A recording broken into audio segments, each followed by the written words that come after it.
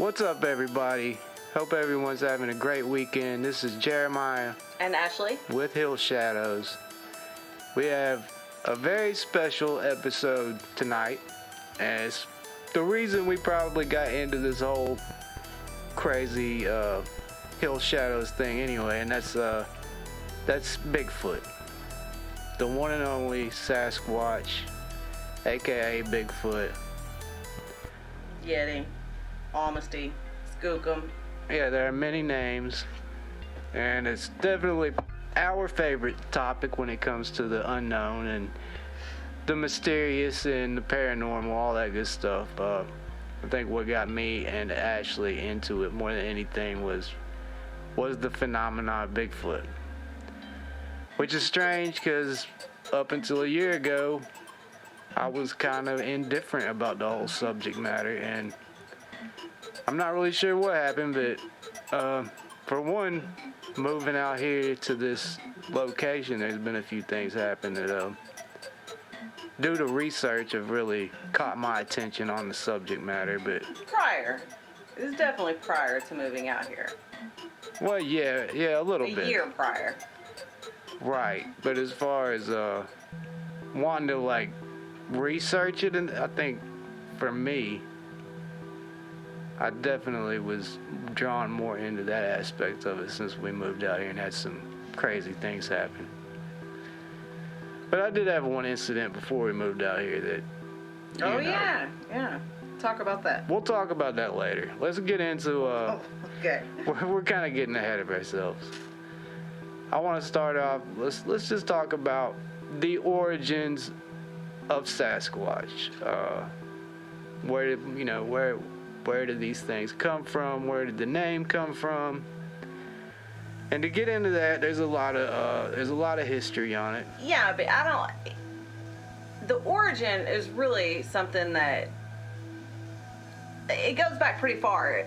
I mean, there's a couple different things that you could say is the origin of Bigfoot, but well, there's not one in particular for sure. I guess what we would talk about would be the origin in North American history as far as Bigfoot goes, right? Okay, well, there's two things. If you were to research it, you're going to find the thing where the loggers found the footprint and right. in Humboldt. That's where the name originated, right? Yeah, from those tracks. Right, from that.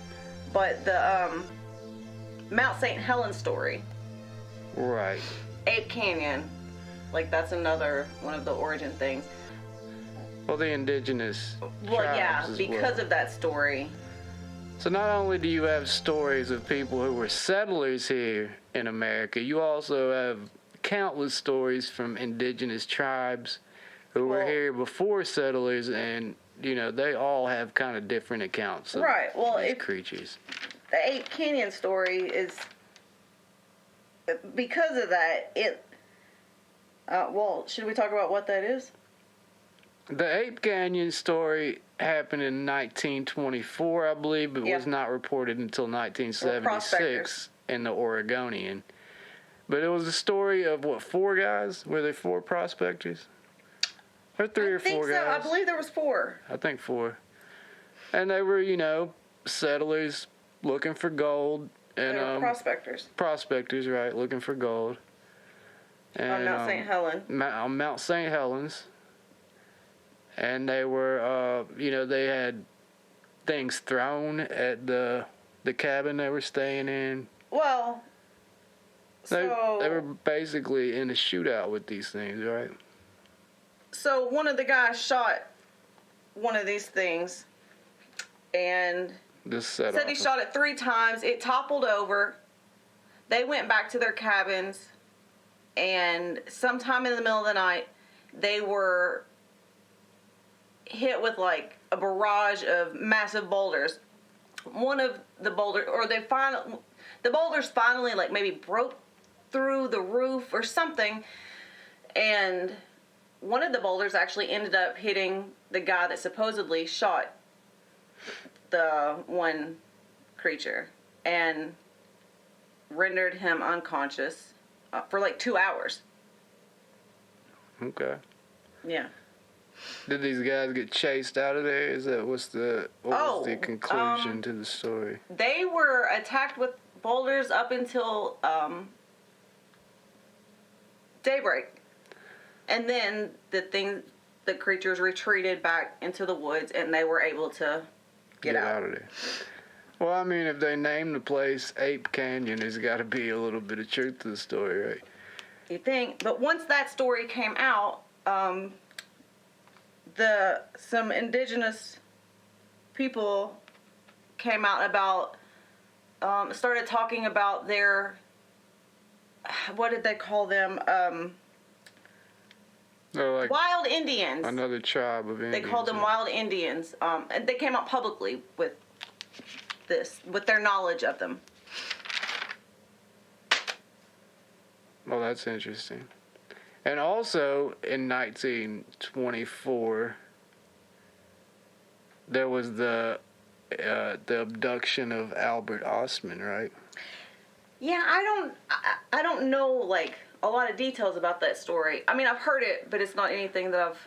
Supposedly, this guy was a similar type man who was settling or doing something. This was in British Columbia, I believe. And I think he had heard about maybe heard about these things, or either that or he'd had some things happening around his camp a couple nights before. For whatever reason, he decided he was going to sleep with his rifle in his sleeping bag with him and zipped all the way up. Well, this guy tells that one of these creatures snagged him up while he was sleeping in his sleeping bag carried him off to its home, which was in a cave of some sort, and I think there were 2 or 3 other creatures in there with it. And they held this guy there for a few days. I don't think they hurt him or anything like that, but they weren't real keen on the idea of him leaving, which to me screams kidnapping. I don't know. But yeah, they wouldn't let him leave, and I think how he eventually made his way out is he had a can of dip with him. And one of the creatures seemed very interested in his dip. He ended up giving it all to it, and it made it sick. Isn't there also another one where it was like coffee and the creatures drank like the grounds of coffee or something? No, they drank this dip he had, or tobacco or whatever it was, and it made him sick, and that gave him enough time to... he went to go get a drink of water or something. Yeah, he was able to get out of there. Which makes little sense to me, because I feel like if they wanted to, they probably could have ran and caught right back up with him. But I don't know. A lot of accounts, it seems like these things are kind of skittish and maybe shy or don't care to be seen by humans. And there are other accounts. I believe there's even accounts of these creatures at the base of Mount St. Helens and referred to as skookums, which were even called cannibalistic giants. So there are some people who have had not so great, I would say, stories about Sasquatch. Right. Well, what if... Oh, I don't know. I was going to say, what if maybe that's like a dog man or something? Yeah, that's a topic for another day, right? Yeah, but they're similar. They could be confused with one another if you don't know what... Right. I don't know. Well, let's get on to the traits and characteristics of these things. Like, what do you look for out when you're out? What are some, they supposedly do wood knocks to communicate between, their own kind. Yeah. They also are known for whooping or making very loud screams. Or whistling. Whistling, very toothy whistle. Supposedly they will throw pebbles at you or break sticks. They'll let you know you're around. Or the smell. Yeah, a lot of people have reported smelling horribly foul odor. It's been reported to smell like a skunk had it rolled around in garbage. So I've never smelled anything like that when I've been out. So I don't know. I've definitely heard wood knocks. I've heard whoops. I've seen tree structures. That's another thing. Yep. They'll supposedly make massive tree structures and also nests. Yeah. Also, if it's at night, the balls of light, like orbs that are seen a lot. A lot of people will say they see orbs in places that they have reportedly seen. Where there's not supposed to be light at. Right, yeah, it's quite frequently documented. And some people will gift these creatures, and they say that they'll leave things in place of the gifts, you know? They might... I want to be left a gift from a Sasquatch. I don't know how keen I am on interacting with them on a... Why?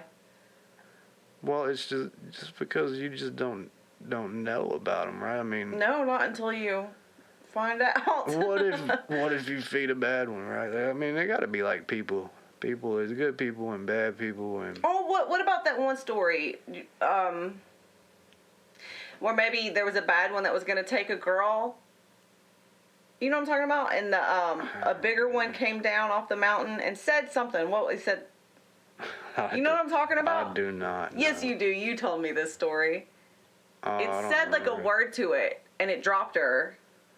Yeah, I don't know. I've heard a lot of Sasquatch stories. So. Well. But anyway, I think there have been actual reports of sightings of these things in all states but what? Hawaii, yep. Which is an island. So, if they all can be explained away by hoax or misidentification or pareidolia, which, if you guys don't know, pareidolia is when you make a face out of something that's not actually a face. You'll get it. Well, an inanimate object. Right. You'll see a face in it. Yeah, it's your brain trying to make sense of something, and it's seeing something that's not really there. And, I mean, it's like when you look at the clouds and you can see like a shape or whatever in the clouds, right? So a lot of scientists say that that's the number one. Well, misidentification, I think, would be the number one explanation for Bigfoot sightings. I think that's silly. I think it happens part of the time, probably, right? I mean, sure. I'm sure it's happened, but you can't say out of the thousands of reportings of people seeing these things, there's no way there's mass hysteria. I don't think so.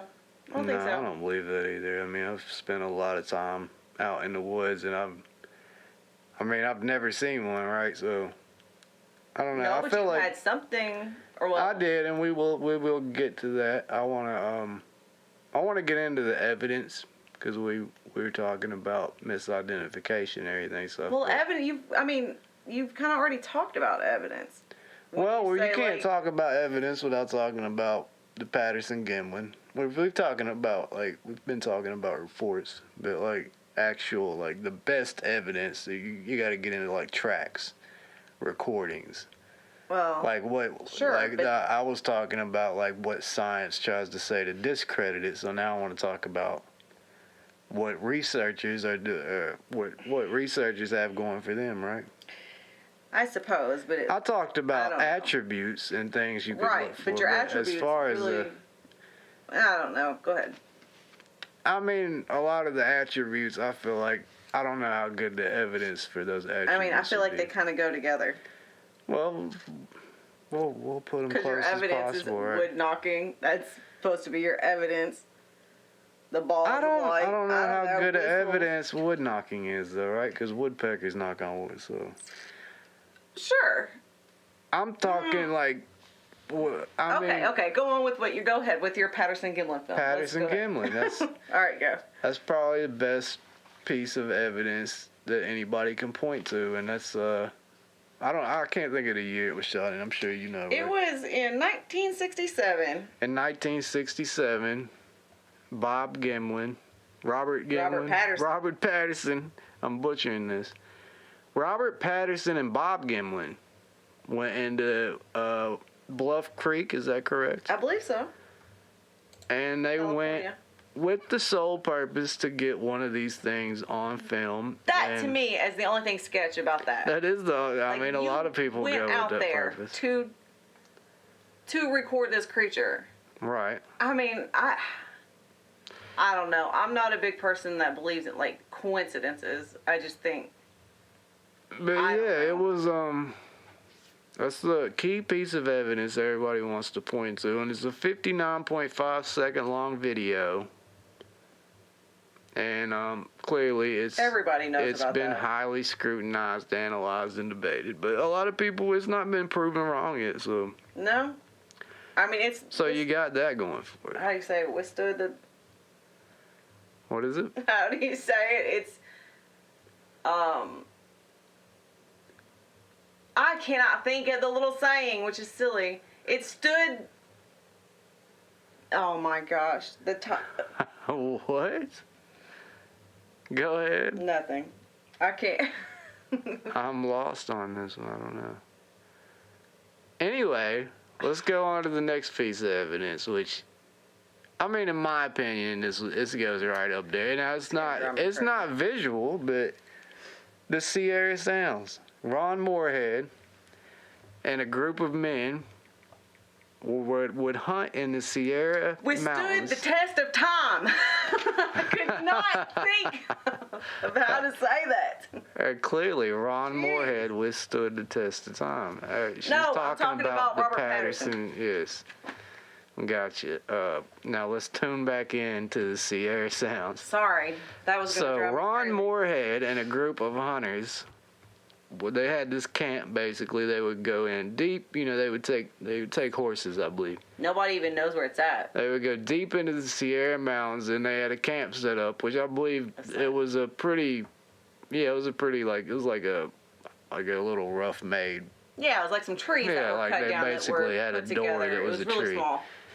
But anyway, they got audio of some really crazy sounds.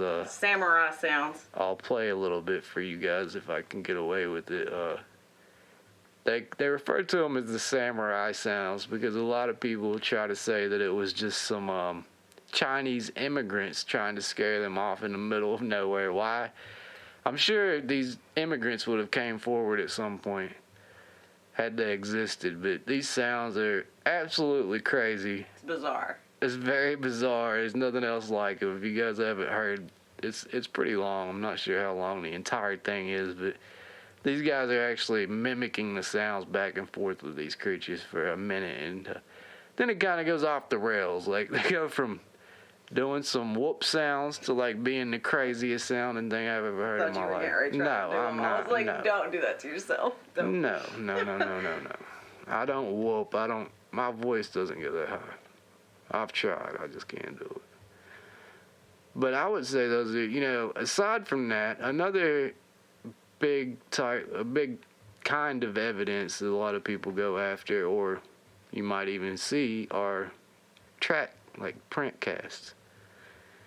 And what makes these so compelling to me is that Dr. Jeffrey Meldrum, who is an anthropologist, has found dermal ridges in some of these track casts. And the mid-tarsal break. And has discovered what is known as a mid-tarsal break, which humans don't have, but primates do. And for those of you who don't know that what dermal ridges are, it's like what we have that make fingerprints, right? So basically, you can't just take a fake track and make this and leave dermal ridges. I mean, you could. It would have to be some very intricate work you put into it. And where these tracks are found. Also, with their dermal ridges, where ours go in like a circular, like theirs are opposite, right? Like it goes like along the foot. Right. And another thing is where they find a lot of these tracks that are absolute, like, way in the middle of nowhere, and it would be places that people wouldn't know people would be going anyway, right? Like to to hoax somebody, you would have to know where somebody was going and be there before them and that kind of thing. So. Right. Plus, there have also been a couple of cases where, like, another track of the same track will have been found like 400 miles away, and it be exactly the same. Yeah, that's highly unlikely to be a hoax when you got that kind of thing going on. And what else? What other kinds of evidence? So I know they had found some nests at where is that they found those nests at? It was I know it was California. Wherever they have the Sasquatch project or whatever, you know what I'm talking about. Project X or something? Project X, that's correct, yes. They had supposedly found some nests, and I can't think of what that's called again, like that area. And if you guys watch Expedition Bigfoot, they also have found some possible nests on there as well. And these things have, they've been seen all over the world. You know, every country has tales of wild men. And it's just fascinating to me when you look at all of the uncharted, unstepped in land that we have out there. It's just basically oceans of forest. It's just impossible to say that they're not out there. I've never seen one, but I've had things happen that make me think, maybe, perhaps. And I would call myself a believer at this point.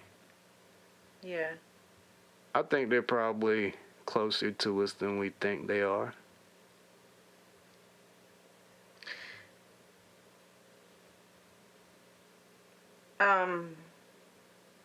I was trying to look up that thing with Project X, the wood apes. The wood apes, right. It's the North American Wood Ape Conservancy. So,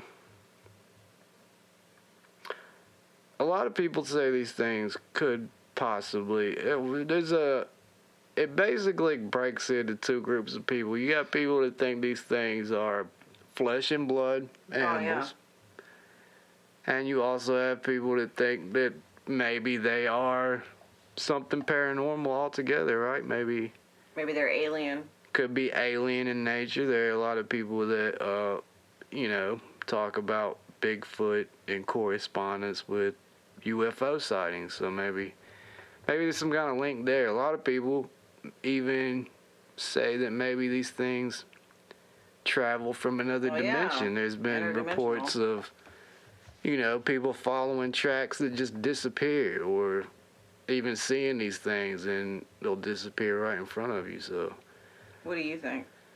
What do I think?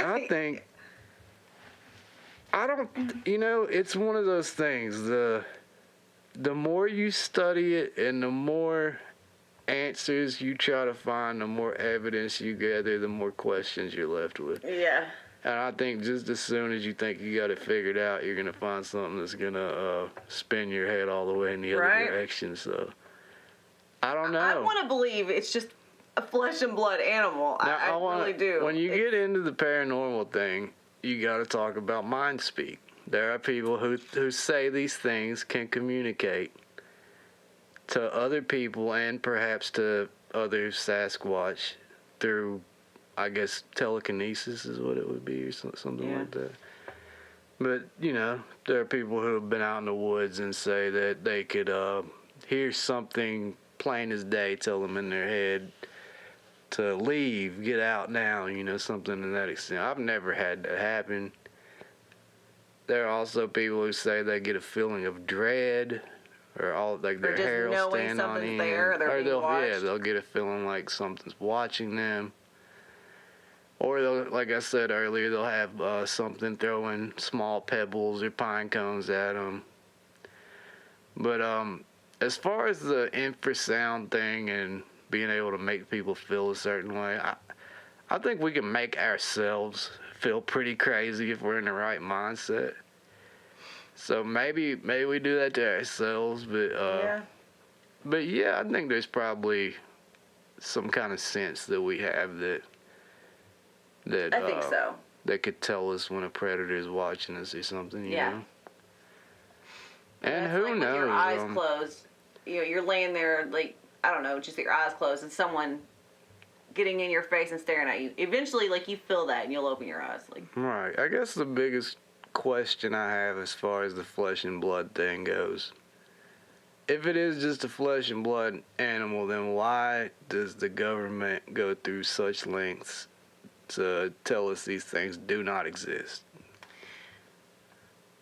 That's the question. What is it? Right. Is it a missing link? Does it disprove evolution? Like, what is it that... What would happen, you know? Because there's clearly some kind of agenda that's not wanting this particular truth to come out. I'm sure it's one of very many truths that we don't know about. I don't know. But I question that quite often. That's one of the things that intrigues me more than any, I feel like, is just the lengths that people will try to go to discredit some of these eyewitnesses. And as being someone that's seen something that people have never seen, I understand it's quite frustrating when you're telling somebody what you've seen and somebody's calling you crazy or asking you if you're on drugs or whatever. That's the worst. That makes me so angry. There's nothing that I think is more hilarious than people who think we know everything. That's just crazy to me. I mean, our technology is just expanding so much on a daily basis, and to think that we have everything figured out, I mean, that's nuts. We're finding new species all the time. Every day. I mean, they didn't find mountain gorillas until the 1800s. Oh, people used to think that, like, people that saw those and would talk about them, like, they were crazy. It was the same kind of thing, It's the same right? thing, yeah. Like, there's just no way. But, indeed, they are real. You know, I guess it's the eyewitness encounters that are really kind of compelling, more so than any of the other evidence. Because some of the people, you know, you can tell just by talking to them or hearing them talk about it. Like they've been through a traumatic experience. Yeah. And that's not a misidentification of another animal. That's, you know, a lot of these people get pretty close to these things, and a lot of these people have spent a substantial amount of time in the wilderness. And most of their lives. A lot of people have lived their lives in the wilderness, and they know what kind of wildlife's there. They know what kind of sounds are coming from the woods. They know what's making the sounds. So anytime something out of place makes a sound, they're gonna know it. Or if they see a bear, they're gonna know they've seen a bear. They're not gonna see a bear and tell you they've seen an 8-foot tall, half human, half ape or whatever, you know. Now, I've never seen one. Have you seen one? You say you have. I don't know what I saw. I saw something. You say you saw something, but you could have seen a shadow person, right? If all you seen was a black shape, like, I mean, there are shadow people. I know that it was huge because of, you know, later, like I saw whatever go from one tree to the next and hide behind the tree. The only thing that's odd about it is that, like, when I tried to, because I was afraid to walk over to the tree, like, I'd try to walk up the trail a bit and, like, back some to try to look around the tree, but couldn't see anything there. But I know that I saw something go from one tree to another, and then a couple days later, we were down on this trail again, and the grass was pretty high, like, it was thick.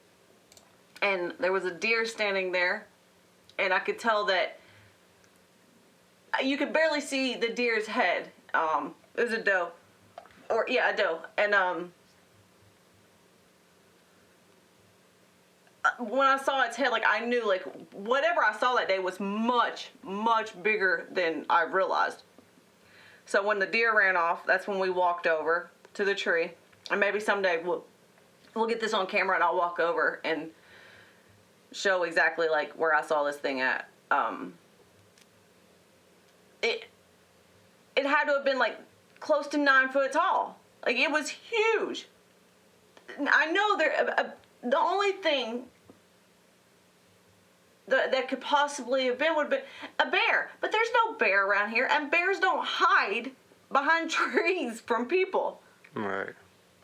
I mean, I don't know what I saw, but it will drive me crazy for the rest of my life. Well, let's get into some other sightings. And since we are in Kentucky, we'll talk about some sightings in Kentucky. And I think one of the more recent ones I've heard about, I'm sure it's probably one that you've heard about, is the most recent, is the one in Mammoth Cave, which happened, I believe, a couple years back. 2019, I believe it was. But yeah, there was a Western Kentucky University couple who were awakened in the middle of the night when they were camping in Mammoth Cave by a gun-toting man hell-bent on tracking down the legendary creature. And, you know, this couple was awoke by a dude at, like, I don't know. So they were sleeping. Right, it was the middle of the night. And he said basically this guy said that his campsite and tent had been destroyed and that they were in Bigfoot country, and I guess they, you know, do the math, right? Then he showed them a gun which he had in his back pocket and told them to run if they hear shots. So that's reassuring, right? The man, who also had his son with him, then left, and evidently a few minutes later they seen lights approaching again, and as they got closer they heard the man yell something along the lines of, "Oh my God, do you see that?" No, that's a quote. There it is, right? Yeah, it's him saying that. It's not me saying that.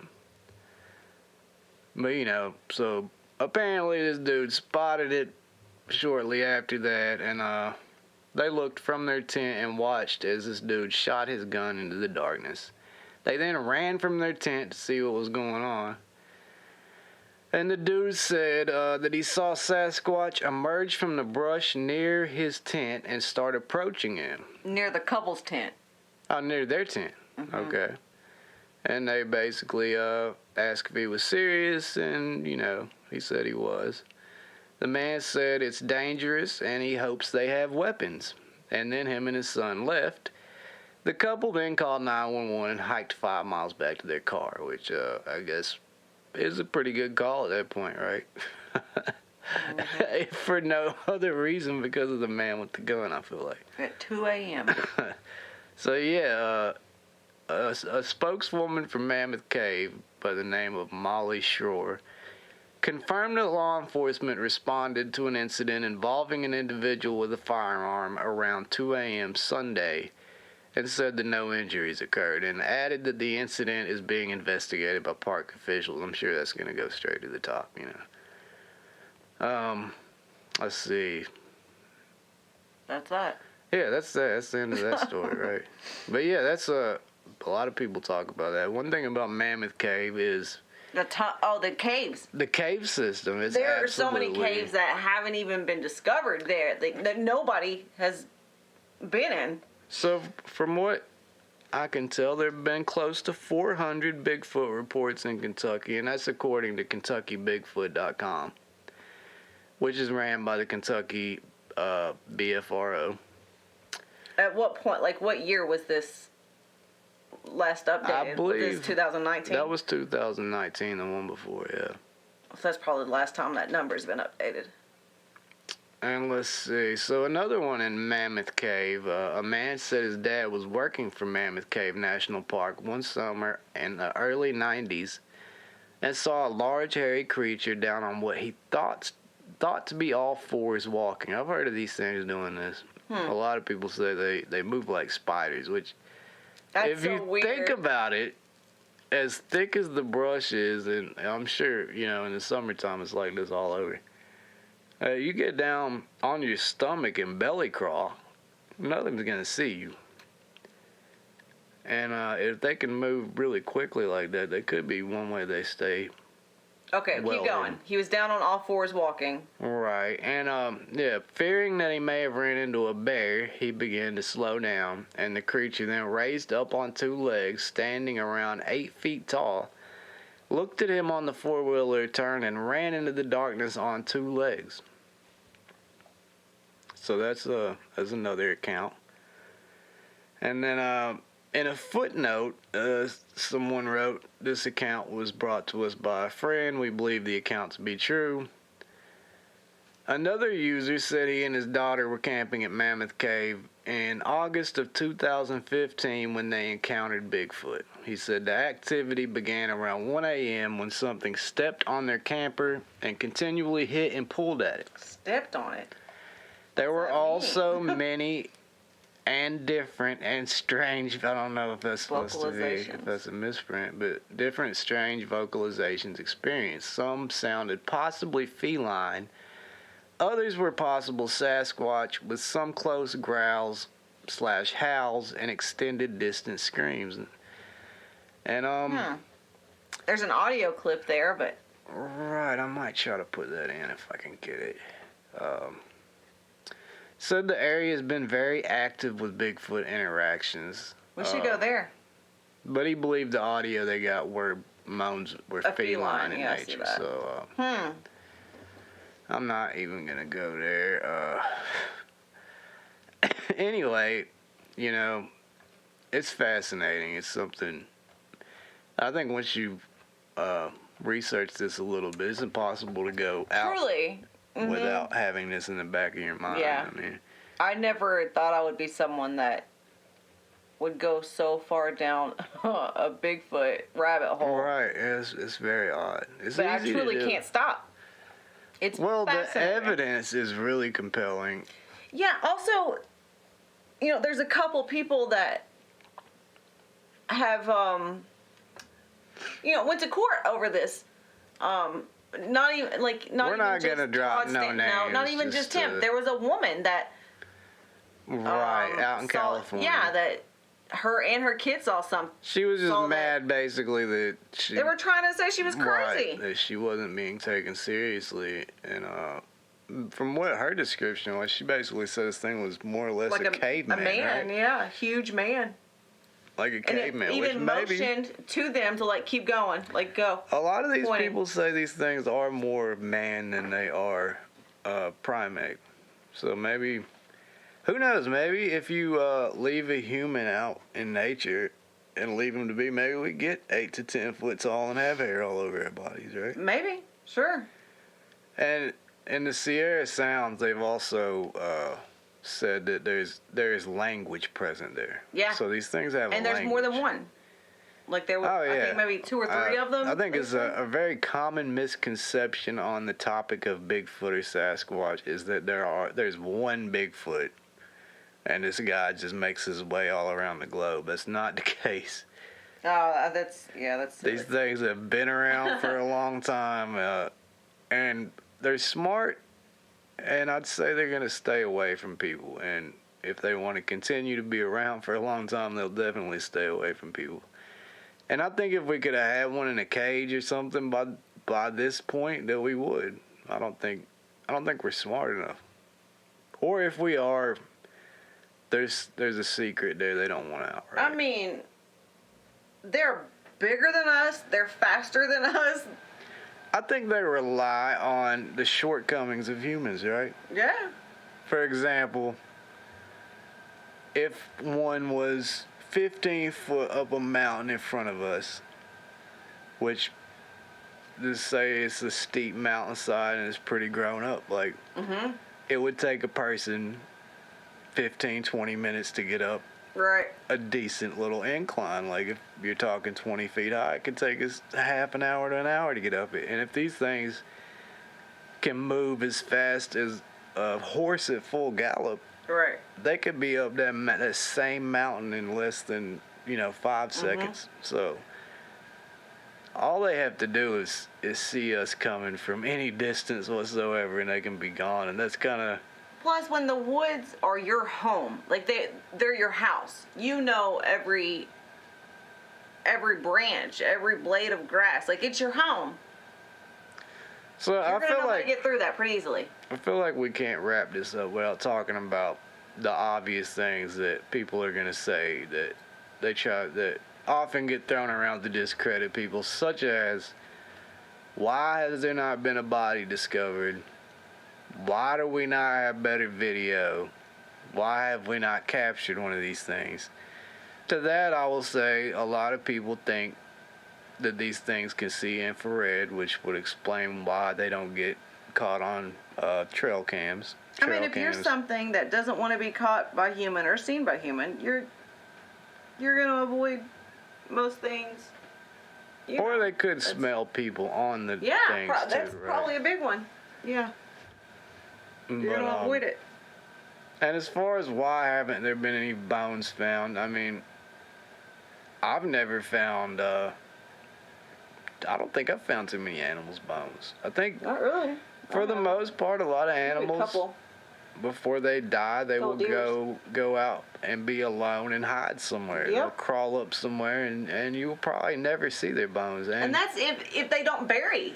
And if they have a language and they have society at any level, then they probably bury their dead. Yep. That's probably a good possibility. And who knows how often one even dies, right? We don't know the lifespan of these things, but I guess we never really described what they look like. Anyway, they're, it's a tall humanoid half ape, half man, and they're covered in hair. They're either black, auburn, brown, or white. In northern places or in snowy places, supposedly they're white. And then you got this. What is swamp apes? Swamp apes. Why do I have trouble with them? The swamp apes, which hang out in the swamps, clearly, right? Right. I always figured those guys Ohio, smell the worst. it's the grass man. The grass man, yeah. Florida. One thing I have trouble with people putting boundaries on things. It's not like there's a fence around states, right? So yeah, but it's because of the terrain. Like in California, supposedly, like they're much bigger there because they have to work harder getting up, mountainous areas. I feel like they probably look different in different regions, right? Yeah. And my third thing is, why is there not better footage? Well, I think with time we'll probably have that, maybe. Eventually. I feel like it. There may be already really, really good footage. It's just whether you want to believe it or not. All the footage out there, I think some of it's got to be legit, right? I think so. I've had stuff happen. For me, it's more of the things that happen, right? It's just... Yeah, so you didn't say what you saw or heard. Okay, well, I was fishing with my dad in Owsley County, Kentucky, where he grew up. And we were wading the creek, fishing, just casting, and we were both armed at the time, so not really for any reason, just to be safe. It's the middle of nowhere. Right, it really is. It's out in the middle of nowhere.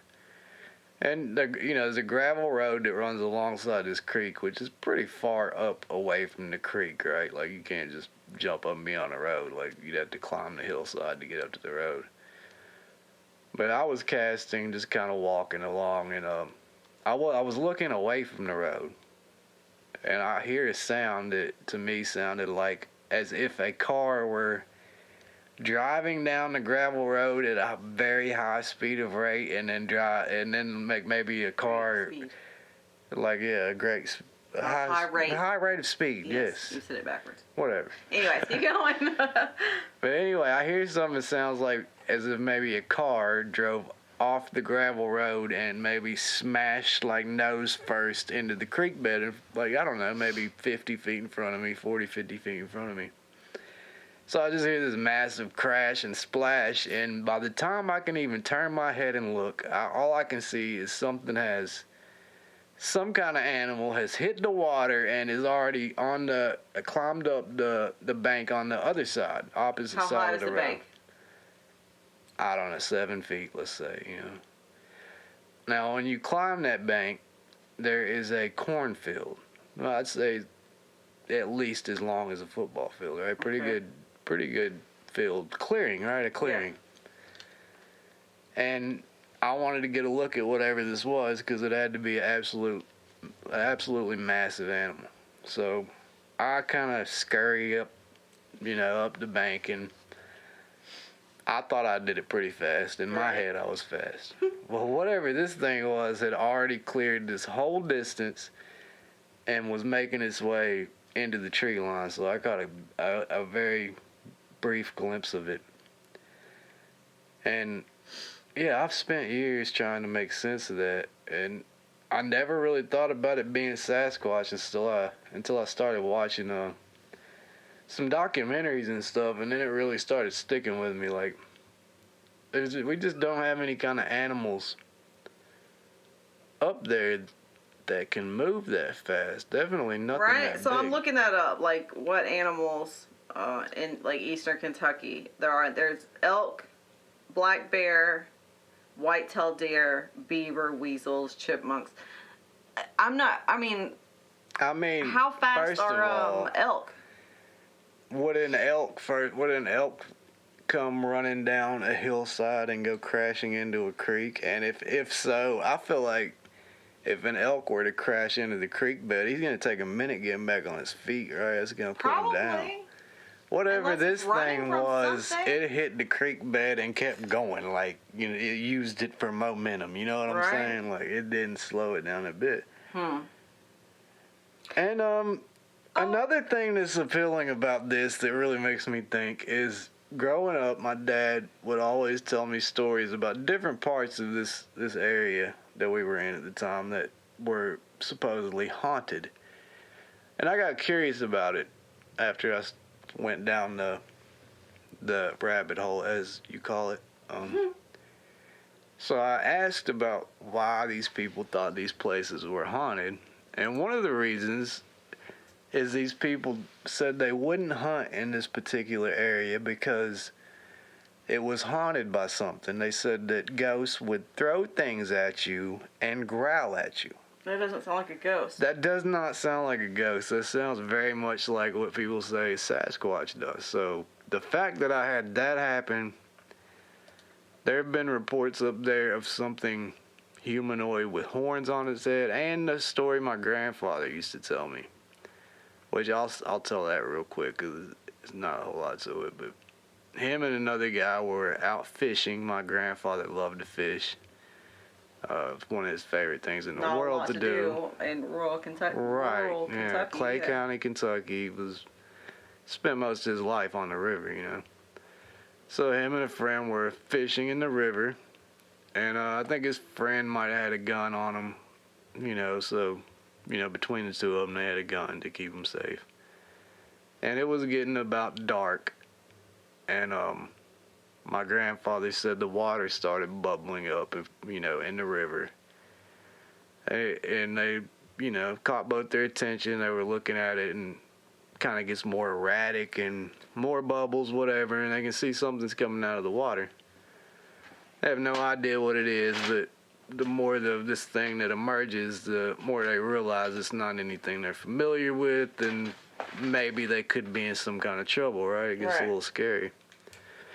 And, my grandfather said they looked at each other very, in concern, and the guy with the gun basically said, "Get out of here, I'll shoot it if it comes after us." So my grandfather did not ask questions. He took off running, left the guy there, and heard a gunshot. I don't know if he said the guy screamed, but perhaps. But there was a gunshot. There was a gunshot. He took off running and didn't see the guy the rest of the evening. I think he went back home. I don't know how well he slept that night. Probably not the greatest. But the guy came back the next morning. His clothes were pretty ripped up. He wasn't... Like tattered. Right, tattered. He wasn't looking like he was doing the greatest. Pretty rough shape. And obviously my grandfather wants to know what this thing was. What happened? What happened to him. Because when this thing came out of the water, it was something humanoid. Something walking on two legs. Something big. And the guy never would say a word to anybody. I mean, I don't know. He took it to his deathbed. My dad talked to his son a few years back, and even my dad was curious about it and asked his son if he ever received any more information on that particular story. And no, he took that to his deathbed. So whatever he's seen either traumatized him so much that he would never speak of it again, or told him not to say anything. Whatever the case, this guy never spoke of it again. He took it to his deathbed. And yeah, of all the years my grandfather was out in those woods, that's one of the two experiences he would tell me about. The other one's kind of UFO related, so I won't really get into that one. I forgot about this when you were talking about maybe had something happen. Were you talking about down there in the, like on the trail, or when I was in Cumberland, by Cumberland Falls? I was talking about here on our current property. Okay. Yeah. Well, the one on Cumberland Falls wasn't much of anything. I mean, something. It was the middle of the night and we were camping. It was maybe 5 of us. And we had fallen asleep. And something like threw a tree over the cliff. Like, because we were sleeping in between two, I don't know what to call it. Like two, like two big cliffs on each side of us. Oh, a valley? No, because it was all rock. Like, it was all rock through there, and like we were in between them. It was, I don't know, 3 o'clock in the morning, and we're awoken to like a massive crash. Like, a tree was thrown over the thing at us, and like 3 of the guys had guns and took off running and never found anything. So if it was a person, they had, I mean, it'd be pretty stupid to be running in Cumberland Falls. Anybody knows about that, Cumberland? Like, it was actually right by Three Sisters. It's pitch black. You cannot see your hand in front of your face. Running through the forest. I don't know. It would just be silly. And I'd never really thought about that being like Bigfoot or anything, but looking back, I don't know. Maybe it was, because it doesn't make sense for it to have been a person, which is what we assumed it was. Yeah, I definitely think it's possible that we have these things out here. I mean, I don't know. There's something special about them. Something that we're not understanding or we haven't figured out yet. Yeah. And another thing, I want to close out pretty quick, but I feel like we went the whole time. We never talked about cloaking, and that's that could be one key to why these things are so hard to see. Some people say these things can actually, I don't know if they might use their fur to bend light or something, but right. Maybe go into a form of camouflage like in the Predator movie, right? Maybe. I don't know. I'd really like to know. I don't know. And, that's a theory that may describe why they could disappear right in front of you. There's just so much fascinating things about Bigfoot. I just urge you to go do your own research, and yeah. If you don't get outside much, go out, and you might be surprised what you find, you know? I don't think these things are as far out as people say, and like I said, they would know no boundaries, right? They don't know that's a man-made thing. They don't know what a state line is or what, you know, county line. A county line is. They don't go by that. They just know where their home is and where we've built things on their homes. So, yeah, I don't know.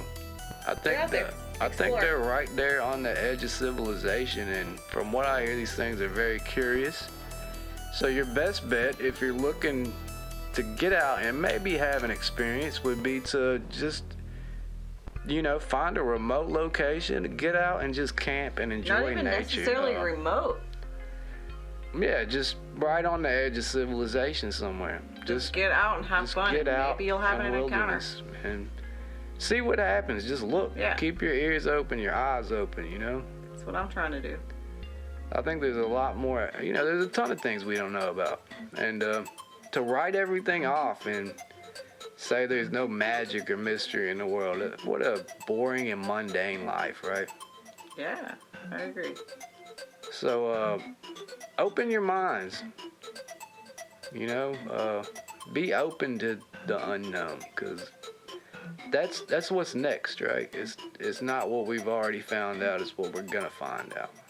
So there's always something that's right on the edge of discovery, and I feel like in the next, I don't know, I don't want to say like 5 years, maybe 10 years, I feel like we'll know a lot more about these things. Until then, we'll have people walking in the woods, drawing red circles around every leaf they see, saying it's a Sasquatch. But what are you gonna do? What are you gonna do? Absolutely fascinating topic. Yeah. It's been fun, and we're going a little longer than I wanted to, but yeah, it's been a long week. We had a lot to talk about, and Bigfoot is an absolutely massive topic, go on right? And on. We could do this show every week on Sasquatch, and it would take a long time before we ran out of things to talk about. We probably never would. And if you guys have a story you want to share, we encourage you to send your story in to us, or if you just want to write and say hey or whatever, it's hillshadowsky@yahoo.com. That's hillshadowsky@yahoo.com. And also, if you haven't already, hit the subscribe button. We're trying to grow this channel and build a community, and we really want you to be a part of that community. We're definitely not your typical people that talk about these kind of things, I don't think. And we want you to be part of that community. So hit the subscribe button. If you like this video, hit the like button. And even hit the bell if you want to be notified when we upload things. Until next week, my name is Jeremiah.